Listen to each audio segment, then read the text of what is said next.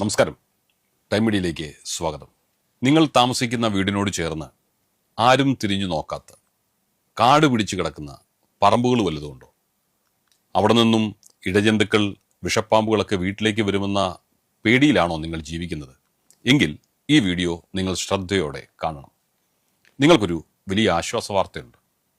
ഇനി മുതൽ സ്ഥലമുടമയെ അറിയില്ല എന്ന് പറഞ്ഞ് അധികാരികൾക്ക്, പഞ്ചായത്തുകൾക്കോ മുനിസിപ്പാലിറ്റികൾക്കോ കോർപ്പറേഷനുകൾക്കോ കൈയും കെട്ടി നോക്കി നിൽക്കാനാവില്ല. സ്ഥലമുടമ ആരായാലും അവിടെ വന്ന് കാട് വെട്ടിത്തെളിക്കാൻ അവർക്ക് അധികാരമുണ്ട്. ആർക്ക്? അധികാരികൾക്ക്. അതെ, 2026 മെയ് മാസത്തിൽ കേരള ഹൈക്കോടതി പുറപ്പെടുവിച്ച അതിപ്രധാനമായ ഒരു ഉത്തരവിനെ കുറിച്ചാണ് നമ്മൾ ഈ വീഡിയോയിലൂടെ ചിന്തിക്കുന്നത്.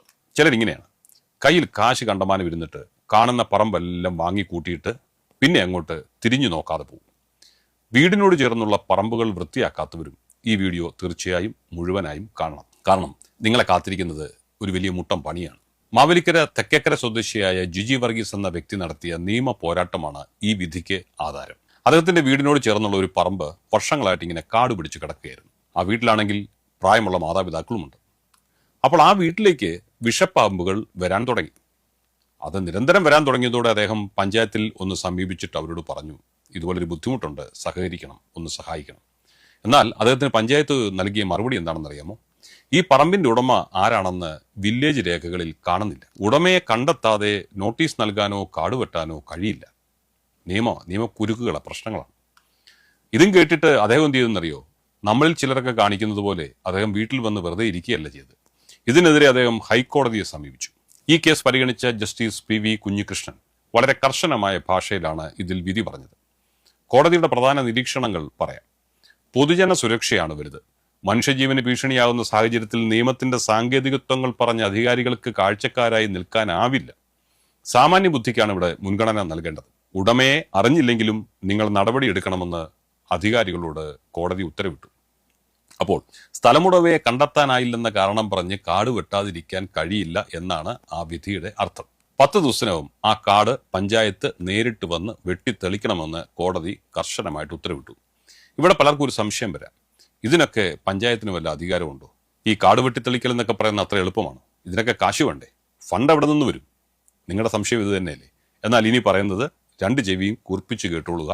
കേരള പഞ്ചായത്ത് രാജ് നിയമത്തിലെ 238, 39 വകുപ്പുകൾ പ്രകാരം ഒരു സ്ഥലം അയൽവാസികൾക്ക് ശല്യമാവുകയോ വിഷപ്പാമ്പുകളുടെ താവളമാവുകയോ ചെയ്താൽ നോട്ടീസ് നൽകാൻ പോലും കാത്തു നിൽക്കാതെ അടിയന്തരമായി അത് വെട്ടിത്തെളിക്കാൻ ഗ്രാമപഞ്ചായത്തിന് പൂർണ്ണ അധികാരമുണ്ട്. നഗരപ്രദേശങ്ങളിൽ കേരള മുനിസിപ്പാലിറ്റി ആക്ട് സെക്ഷൻ 427 പ്രകാരം മുനിസിപ്പൽ സെക്രട്ടറിക്കും ഇതേ അധികാരമുണ്ട്.